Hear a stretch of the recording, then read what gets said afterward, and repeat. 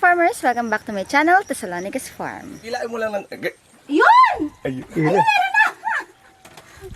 Aray!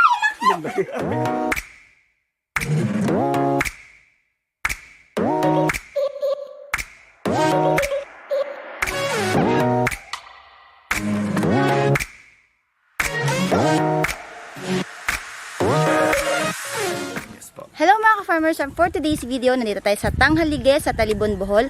So ito yung dati kong binilhan ng similya ng tilapia. So nandito tayo sa fish pond ni Sir. Ayan, si Sir Witwit Dolang. So kanya to lahat ng area dito. Kung makikita nyo, pakita namin sa inyo yung kanyang fish pond. So ito. Yeah. So parang may nakikita ko dito, Sir, banda na parang mga Bako bato. po. Yes po. Ano pong ginagawa dyan? Dito dati, this is an active quarry. Tapos, ito yung showcase namin na hindi lahat ng quarrying, it's like destroying. So we are trying to incorporate agriculture plus quarrying. Kasi depleted na to na area. So we are trying to go into agriculture. Magtatanim na kami ng palay dito and everything. So ito po yung pinaka fish pond nyo. Nandyan din yung mga similya ng mga tilapia. Yes po. Mas pakita natin yung area. Yeah, let's go. Naggawa ako ng parang makeshift lang ng bahay kubo or ano lang. It's all light materials para tawag dito cheaper actually. So ito yung parang mini kubo ni Kuya dito. yeah. Ito yung parang tambayan. Tambayan, Pag, yes. Pag nagtatrabaho nandun lang kasi tapos ano lang, dire-diretso lang. Tapos dito I have about 8,000 breeders nandito. 8,000 breeders ng tilapia. Yes. And then, ito yung tinatawag nila sa na gift. It's genetically improved fish tilapia. So, they call it gift. And medyo na-mix siya ng blue tilapia. So, I don't know why they mixed it. And then, may red tilapia din ako dito, which is those things. Sir, ito sir, ano yan? Yeah, yung mga similya na hindi nabibili at a very young age na yung sabi nilang bagong buga, which is 40 cents a piece. If ever hindi nila nabibili, nilalagay namin dyan, pinapatubo na namin. And then, if ever they've outgrown themselves na medyo para sa amin, mas cheaper na kami na lang magpalaki.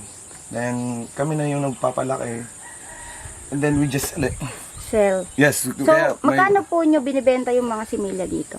There's yung 40, 80, 1 peso, and then there's 3, and then there's 5. Okay, so ito mga farmers yung kanyang parang lalagyanan niya ng mga similya ng mga isda niya. Yan. It's just a mosquito net. Ayan, mosquito net lang gamit. Yeah. Ayan. So ito lang sir yung pinagtataguan niyo ng mga similya or meron pa kayong ibang lugar? Yung mga ko na talaga, ng mga breeders ko talaga, dun sa bahay ko. Nasa bahay. Yes. So doon nyo yung may mga parang oxygen yung pagka magpapackaging na kayo? Meron din dito. Meron din dito. So eto mga farmers yung kanyang mga tilapia. So ayan ang lalaki.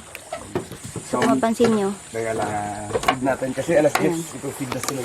So ayan, ipifeed ni Sir Witwit. Ayan, so ang dami. Ang lalaki pala. Grabe laki. Ang dami.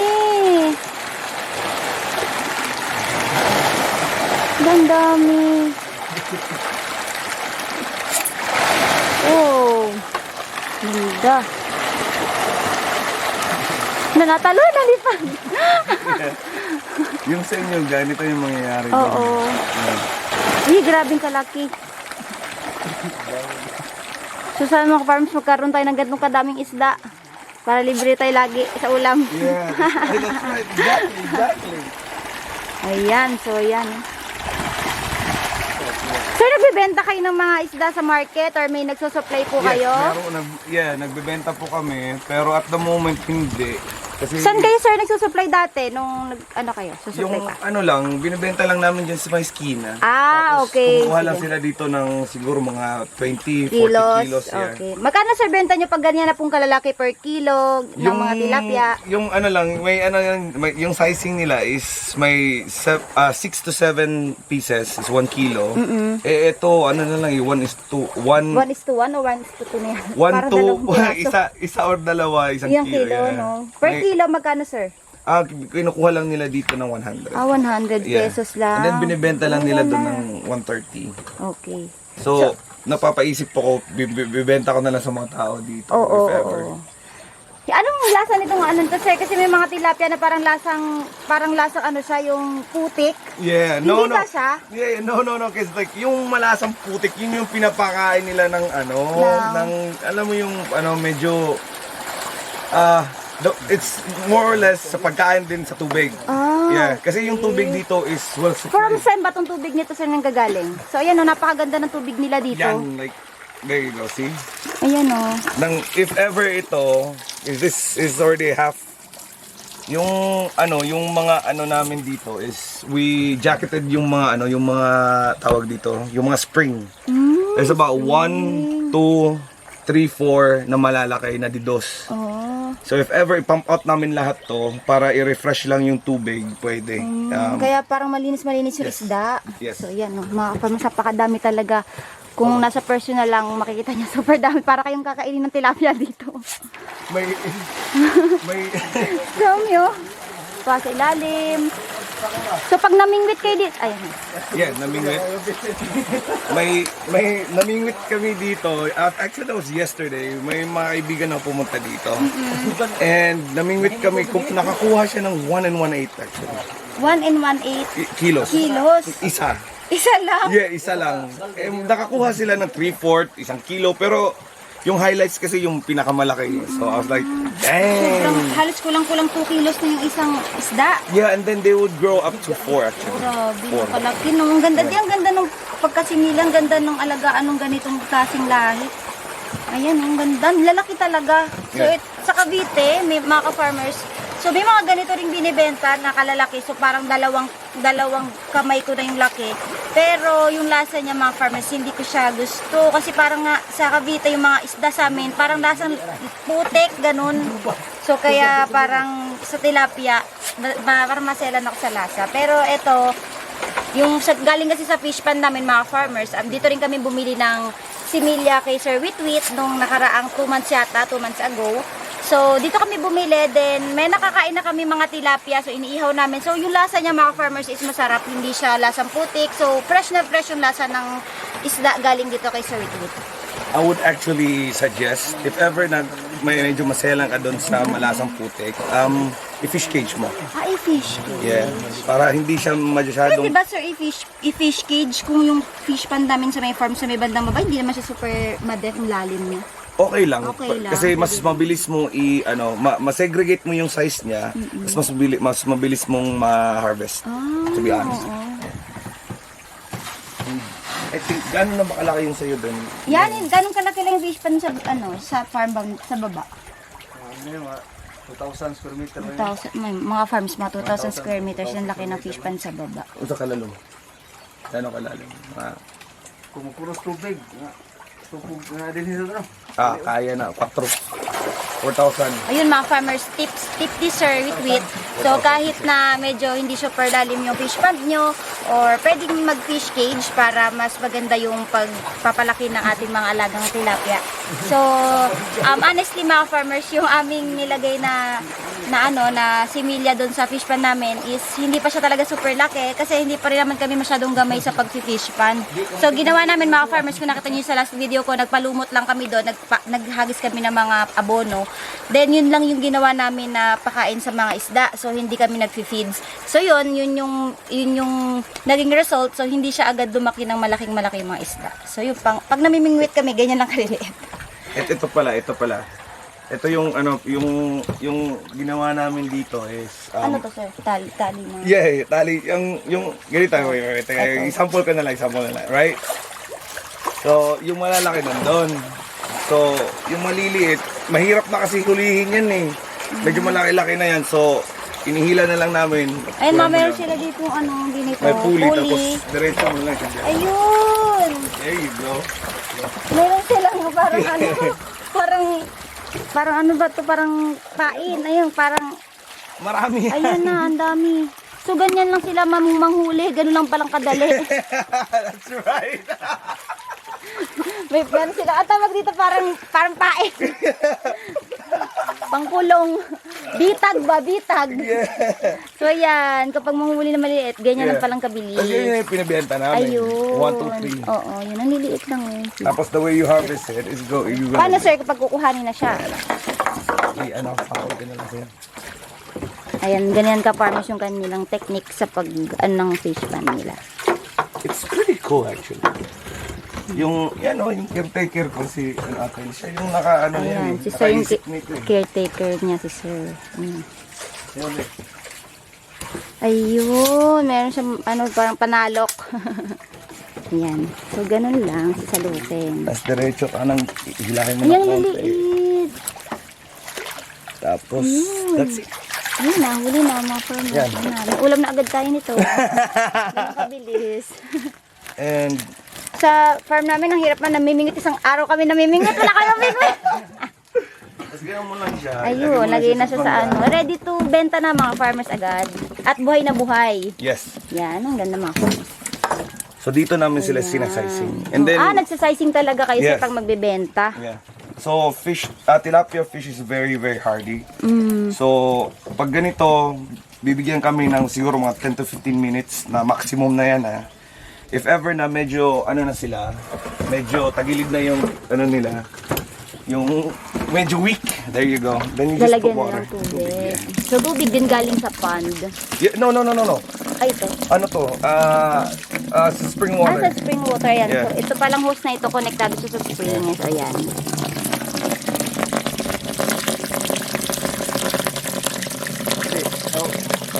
Ano ba ba? Yung Yes. price sa... Parit. Okay. Ito yung similya na, ito yung size na hindi na namin binibenta. Okay po. Kasi nakakakain na to ng judging from the size sa mouth, nakakakain na to siya ng grower. So, it will take you about a month and a half para magbenta sila ng 6 pieces per kilo. Itong kalakihan na to. And then, teka lang, i-separate nga natin to. So, medyo matrabaho pala talaga, no? Pag Yes, nag-fish very. pan, nagbebenta ng similya. So, Yes. talaga matrabaho siya. Ito yung piso, malilit yung piso. Piso per piraso. Yes, ganito lang kaliit. Ayan, mga ka-farmers yung piso nila, ganitong Ganito kaliit. kaliit. Tapos ito, Ito yung tres. 3 pesos per Yeah. piraso. Ayan. And then, kalakihan lang ng konti is 5 na. Yung medyo malaki ng konti doon sa Yeah, ito, 3.5 ito. na yon. Yes, ito. Ayan, mga farmers. Ito, 3. Ito yung 5. So, mas Yes. 5 na lang ako. Malaki na.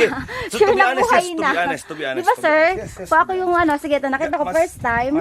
Mas malaki yung Chance na five. mabuhay na, ganun. Actually, yung yung tagti 3 pesos, medyo tagilid ka na ng farmer pag hindi mo yun napabuhay. Hindi, lalo na po yung nabili namin talaga na super liliit. Yes, Yung yes. 0.40 cents ang At presyo. that time, wala pa akong ganito. At that time. So, I've been continuously upgrading very, very aggressively para ma-meet ko yung demand. Kasi maraming nagtatanong sa akin ng fingerlings. Oo. And sabi ko, wala akong fingerlings. So, I'm like, let's try that.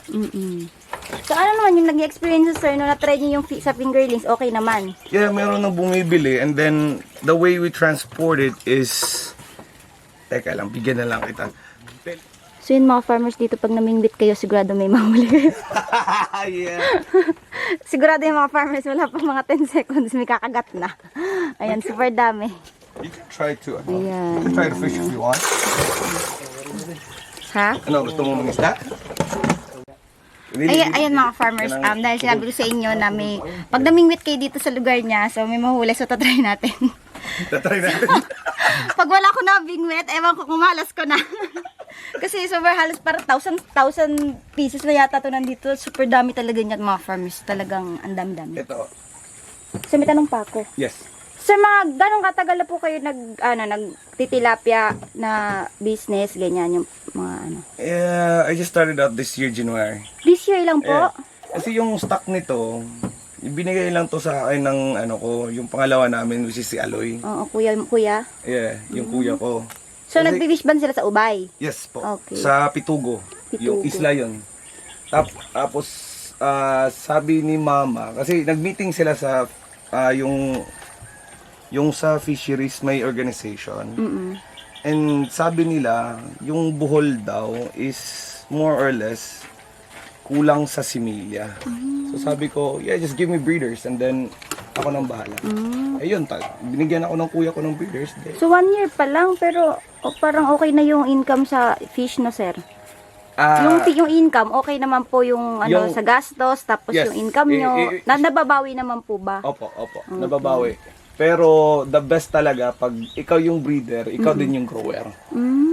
Just like this, yung malalaki na sinasabi kong nagpa 5 pesos na. Oo. Malaki If talaga. ever na ikaw yung mag-aano nun, mag-grow nun, then yung yung overhead cost mo is very little. Okay.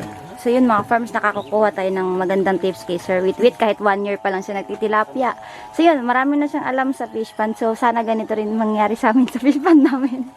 So It's gonna be napakadami. Teka lang. Oh, ikaw na. Hindi ako marunong di. Ihagis mo lang. Snail kohol. Ito mga farmers, mag-try tayo mag-mingwit. So ito yung pain natin. So meron tayong kuhol, sir, Yes. kuhol. So yung pagdasal niyo, baka ako yung mahulog dito. So ihagis lang. Yes. Ay. Again. Ay, meron na. Medyo malapit lang. Ipalay. Gusto mo? Ay, layo mo po. Grabe. Maliliit yun. Walang malmusan. Hindi ka na ba? Maliliit lang to. Swing mo. Tinawitin ko nga. Teka lang. Ako. Pakita ko sa'yo. Ganito. Yung paghagis mo, you go like this. From the back, and then you let it go in the middle. Like that. Ayun. Kaya tinatalit. Teka lang. Tapos, abawin na lang. It gets stuck. Siya na naghagis mga farmers. Ako na lang huhihila. Kung meron na. Ihilahin mo na. Hilahin na, meron to? Sintak. Yung tawag namin dito. Like pull it. Ay, meron na! Ay, nakabulo! Parang malas ko naman. Hindi. Yan yung first timer. Pag naano mo na yan, Maliit na yung kumakagat. yeah, maliit na yan. Ulitin ko na lang ulit. Yes. Ganun mo, be. Yan ang biglain ba para sumabit? Oh, biglaan mo. Biglaan Malakas mo lang bigla. sa likod. Yes. That's good already. Hindi marunong ganito eh. Malas ko mga farms pa talaga huli. Sa dami nito. No. Langoy ka lang. Ganun, ibilain mo lang. Yun! Ayun. Hila. Hindi ba ito naputol? Hindi yan mapuputol. Hindi yan makakaputol. Harap yun, masakit na. Hindi ako malas. Ayan. Grabe ka laki. Sa kilo. Ayan. Ayan. Oh, mga farmers huli ko. Ang bigat. Ang bigat. Yeah. Ayan. Ang laki. Laki ng ulo mo. Hindi mo. Oh. Pero grabe ang laki. O ano, swerte kaya laki. Nakamalaki pa yung ito. kumagat. Oh, ayan. Kilohin mo, kilohin mo. Kilo mo. O, makilo-kilohin natin mga farmers. Kilohin natin. Oo. So, swerte na rin ako. Ang laki. Isang kilo nga. Wala pa. Baka maputo. Isang kilo, di abot? Ganun talaga. Buhay kasi mga farmers, ganyan talaga. O yun, 3/4. Oh, So, 3/4. yan, ang bigat na yan mga farmers sa isang isda. So, 3/4 kilo. Ito pala. Teka lang. Pakita ko. Male pala to siya. Eh, dito makikita. Yan o. May... Nangyayari. Yes. Yan. Oh, male. Kasi pag babae, ito siya dito sa baba. Slit yan. Ganyan.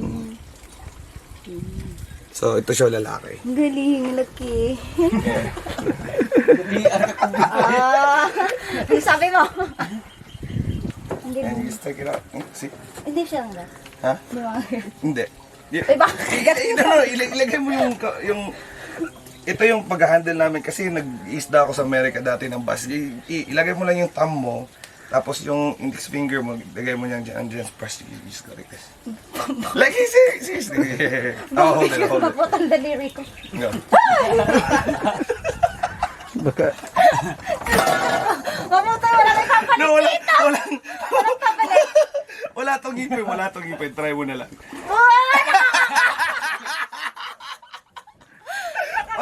Walang ngipin, walang ngipin. Baka bigla siyang gumalaw. No, walang ngipin. Hindi sila Nakasama mo. nakagat na ganyan. There you go. You see? That's it. Oh. Ay, ayun. Ayan, see? Ayun na mga farmers, parang yung kamay ko yung nakataya dito. So malaki pa sa mukha ko. Oh. Di ba? Ang laki mga farmers. So bili na kayo kay Sir Witwit do lang ng mga ano niya, mga fingerlings, at saka meron silang mga iba't ibang klaseng sizes. So may contact number naman ako i-flash sa screen para meron kayong matawagan if ever bibili kayo. Nag-ship pala kayo, sir?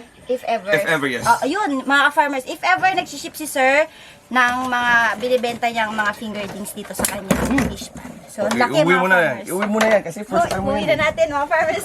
Ihaw natin to sa bahay. That's why, yeah, because if ever first time mo nakahuli, Ay, hindi siya malansa. Hindi siya malansa. Hindi siya mabaho. O, walang amoy. Ang galing. Ang ganda ng mga isda na sir dito. Basta dali. Yeah.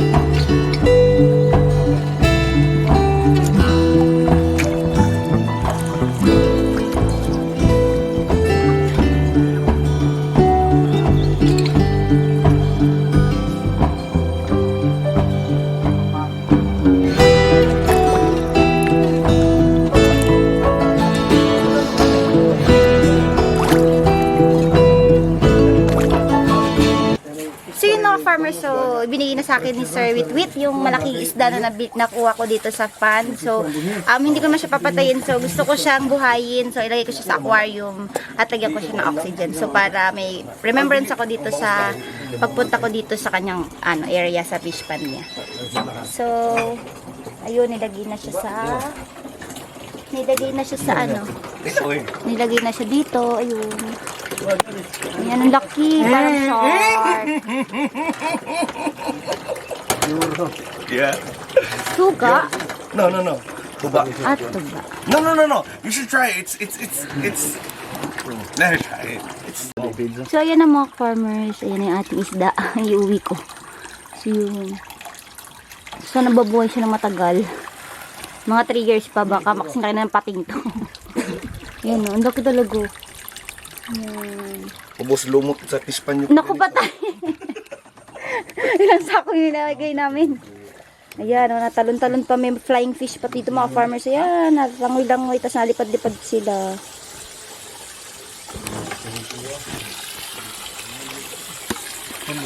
Sir, yung pakain niya, hindi ba siya malakas sa pakain sa mga, sa mga feeds? Hindi siya... Yung lahat dito, 2 sako everyday. 2 sacks ng ilang kilo? 50 or 25? 25 kilo. So, 50 kilo a day na feeds. And then, Magkano sir isang sack ng ganong feeds nyo? At saka anong feeds nyo? ito, grower. Grower. So, ito yung feeds nila. Grower, popular. Yeah, floater. Floater. Magkano sir yan isang sako? Nabibili ko at 830. 830 pesos. So, mga 1,600 isang araw. 2 sacks. So, yun mga farmers yung kanyang pakain. So, yung feeding niya dito sa kanyang fish pond. So, 2 sacks siya ng kanyang floating feeds dito. Tapos, isang araw lang yun. So, medyo pricey. Sobrang pricey ng ng feeds araw-araw.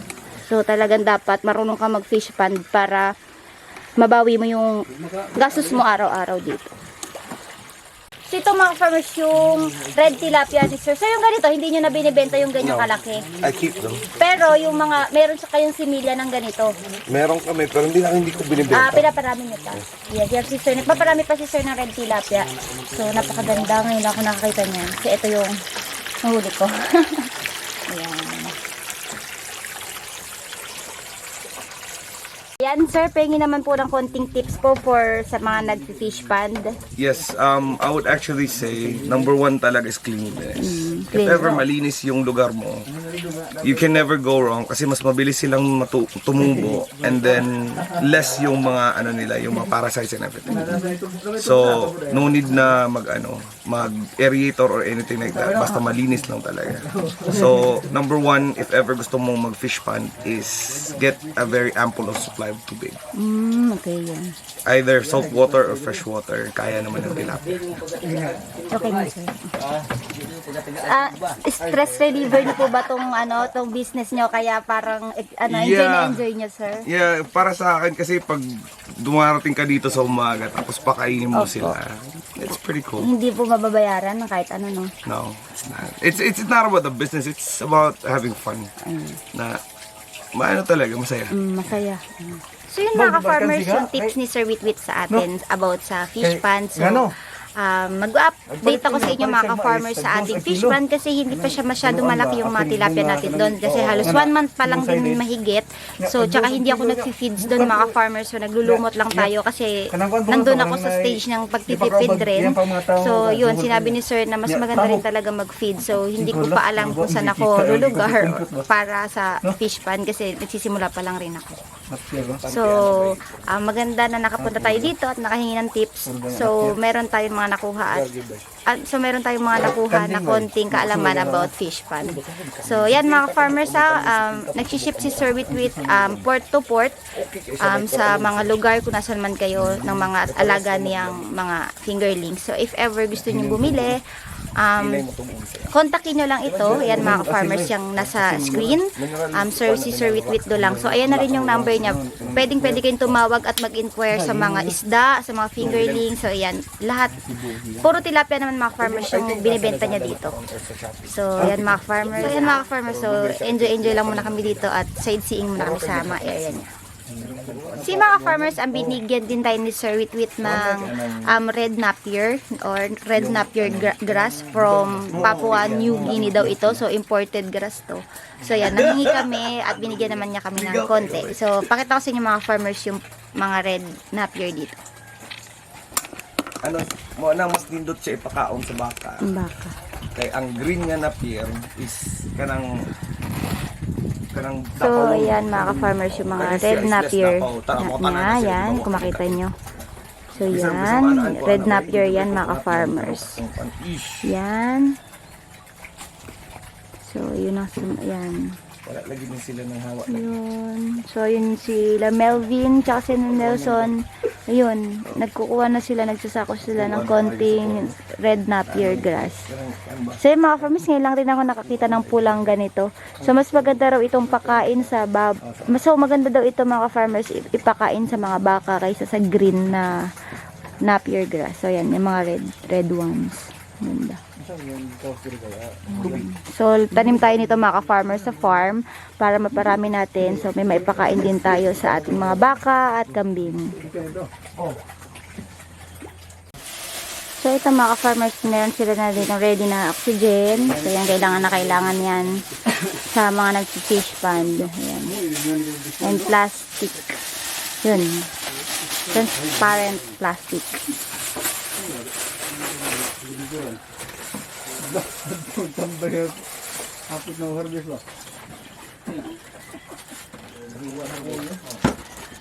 So, ito. So, yan. Step by step naman yan, sir, no? Yes. Yan. Basically, Lalagay muna yung isda sa, sa plastic. Yan.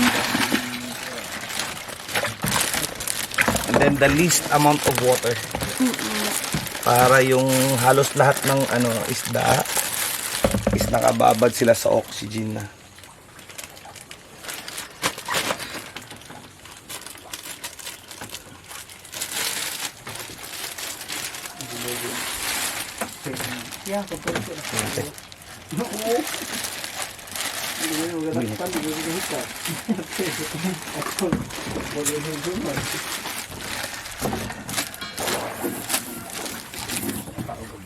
Medical oxygen pala yung ginagamit namin dito. Yun, medical oxygen daw yung gamit na siya. Yeah. Kahit na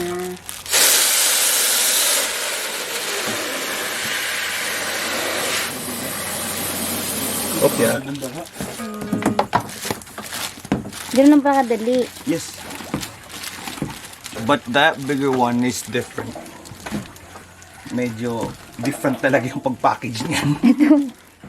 Ito naman pinauwi ba? Inuwi ko pa kasi. Yeah. Yan. If you want na kung starter breeder yan. Ay, hindi. Ilagay sa aquarium. Pet fish. Pet fish, malaki kasi. Pet fish ni Kobe.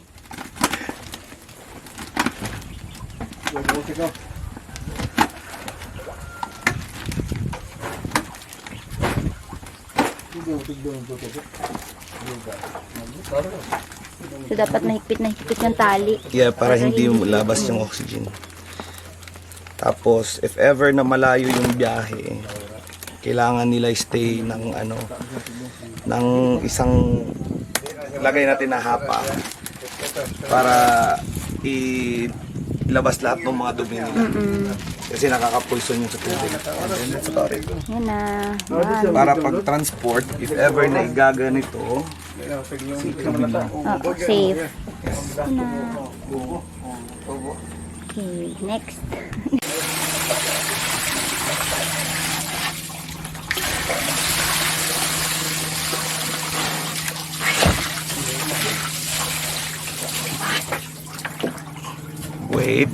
wait lang. Teka lang. Kawawa na. No, it has to be like that. Teka lang ha.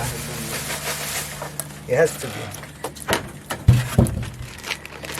Yung kagandahan kasi ng tilapia, hindi sila masyadong kasi pag malalaki na sila, hindi sila masyadong sensitive sa water temperature. Sa ano sir yung mga nito, yung sa mga tilapia, yung problema, may mga ba to, yung parang namamatay, gano'n. Yes, may mga fish kill if ever polluted masyado yung mo, yung tubig mo. Number one yung nila is parang yung may mga I forgot the pero parang yung kagid yung parang may sila mga burns. Okay. So yung lang doon is basically salt. Yun na yung Yeah. panggamot. Yeah. And then kailangan talaga malinis talaga yung area mo Yun talaga para importante. to prevent that. Bubuhan na ng tubig.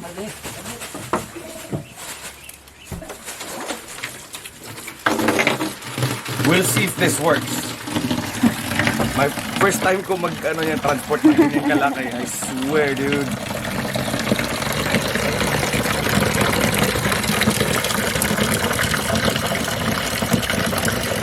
Kasi dapat yung transport ng ganyan, mamahalang isda hindi tilapia. Tilapia talaga.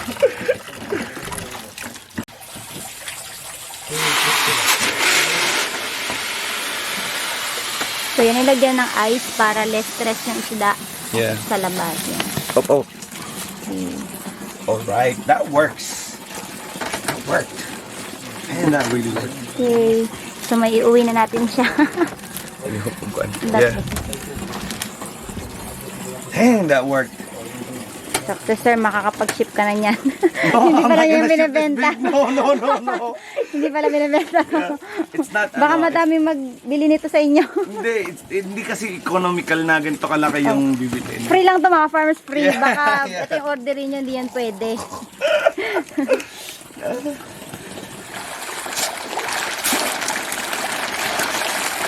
Hindi na ano.